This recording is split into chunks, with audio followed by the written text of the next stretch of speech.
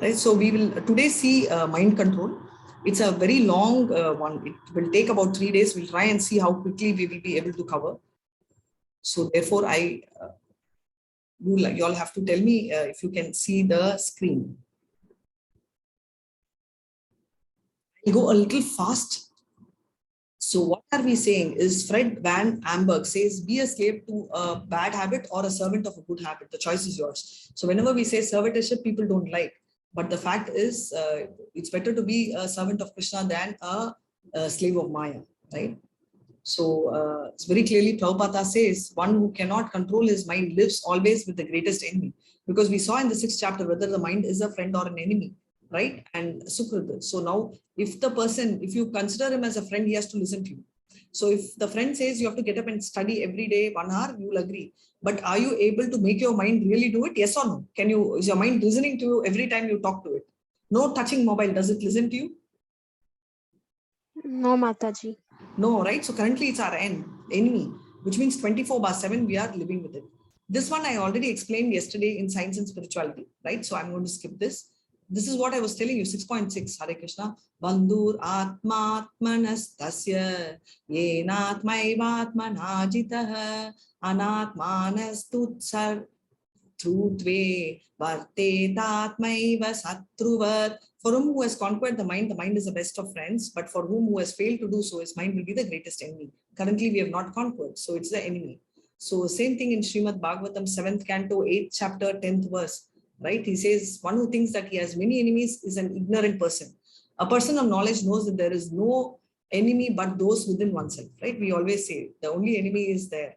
So mind control, let's see what is the need for mind control. Modern society, some common facts, right? Suicide, murder, violence, drug, corruption, mental stress, divorces, violence is going up. Public is at unrest, terrorism is high, steady increase every year. So what is it people lack? What they have is crime and what they lack is morality, right? So drug users are 7.4 in EU, right? Serious addicts are 1.8 million. Divorces in US is 55, Canada is 45%, the percent out of every 100, Denmark is 40. Japan average suicide is 25,500, right? US is 6.5 lakh. 10% of the GDP of India is from alcohol, gambling, tobacco.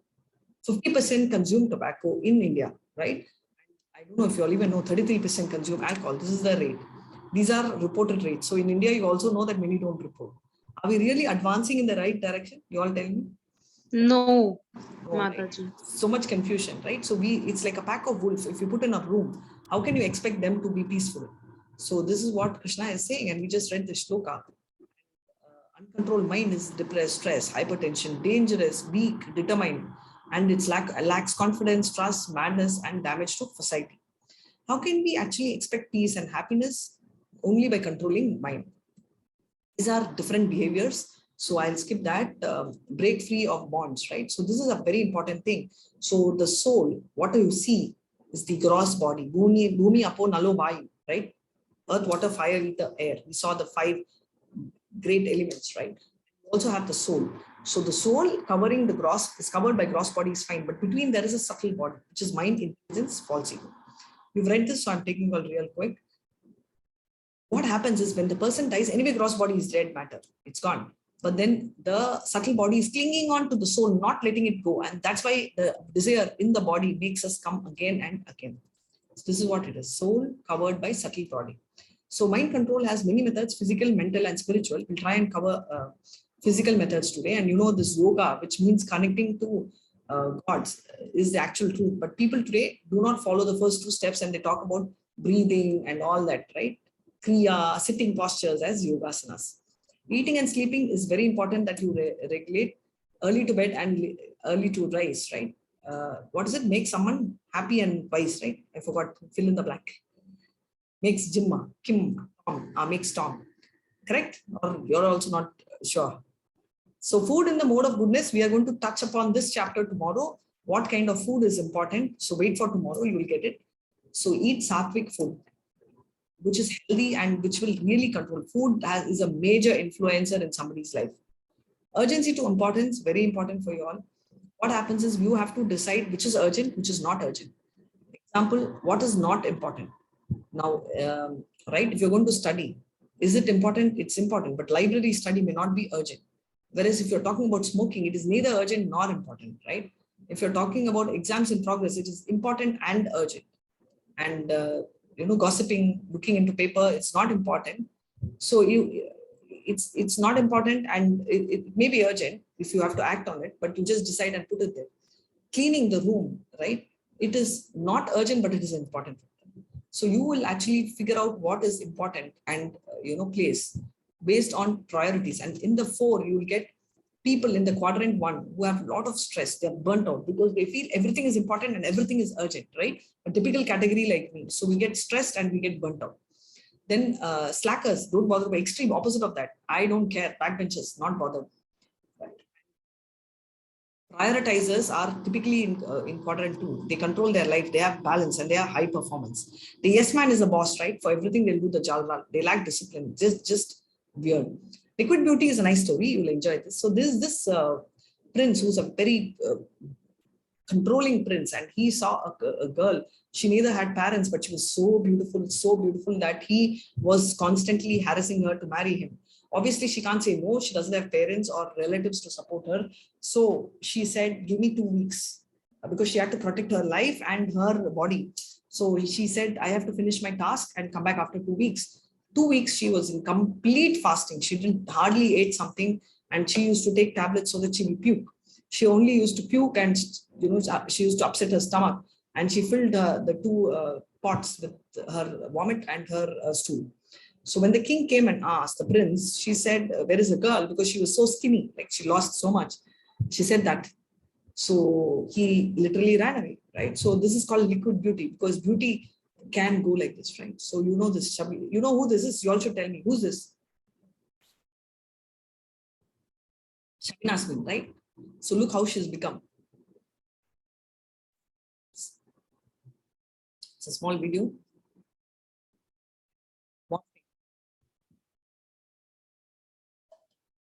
Some animals look like human and some human look like animals, right?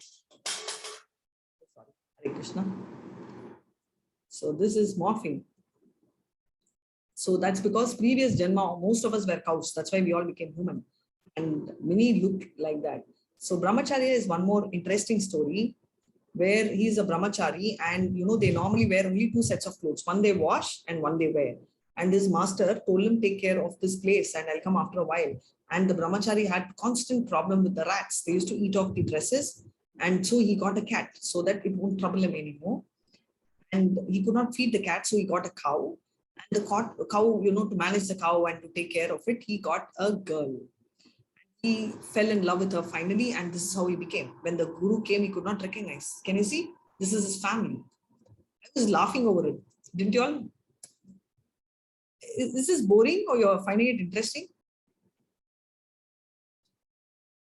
Why is there so much silence? Oh my God, are you all muted? Interesting. Okay. Hare Krishna, thank you. So circle of concern and circle of influence, right? The circle of concern, this is very important. It is not what happens to us, but how we respond. So many times teacher comes and scolds all of you, right? Tell me anyone who's never got scoldings from a teacher. Not a single person. Everyone has got scoldings, yes? Yes or no? Yes, Mataji. Yeah. Once somebody cries, somebody just laughs, somebody doesn't care, somebody just gets up and walks. Why is there different behavior? Teacher scolds equally. Why is there a different behavior among others? Because it's how they react to a situation. You get it? So it's not just about the teacher, it's about life also. How you take it is what will come to you. There is a lot of circle of concern. We have so much of concern. AC is not working. Mom and dad are fighting. The neighbor is playing music so much, and my mobile is constantly ringing, and my friends have no idea when they should message. My teacher is giving 2 tests. All these are circle of concern. It's a big headache. What's a circle of influence? Very less. I have absolutely no control. I do not have control over exam results. People's love for me, some hate me, some love me. I don't have control. People are teasing me. I can't help. My image, I'm dark, I'm fair, I'm ugly. I don't have control. Some people have a good perception. I don't have control. What do I have control on? I have control on just a very, very few things. Exam, I can study. Can I be punctual? Yes. Can I be sincere? Yes. Self-discipline is only these things I have subject. That's called the circle of influence. So if we concentrate on the circle of influence, leaving the circle of control, So proactive people always focus on the circle of influence as against reactive people, right? Work on things they can do than on weakness, right? So inside out, right? I can be more patient, I can be more cooperate, I can be wise. Whereas if you see reactive people, they'll say, had my friends not done, had I happened, had I just watch what you are, right? Problems, direct control we have. Problems involving our own behavior, we have control. Work on how we can change, right? Adi Atma, we saw, right? What's inside me, I can change. So that is what no control means. We can't do anything. So a meaningful prayer we should start, and this is the first portion of mind control. Tomorrow we'll see mental methods, which will cover quite a few. Today we saw intro and physical. Tomorrow I'll try. This is a 3 to 4 day session, but I'm trying to grapple it now. So Hare Krishna. So I'll end the recording. Do you all have anything to say? Hare Krishna, you all can say if you have nothing. No, ma'am. Hare Hare Krishna. Krishna. Hare Krishna. Hare Krishna. Hare Krishna. Thank you so much, Hare Krishna.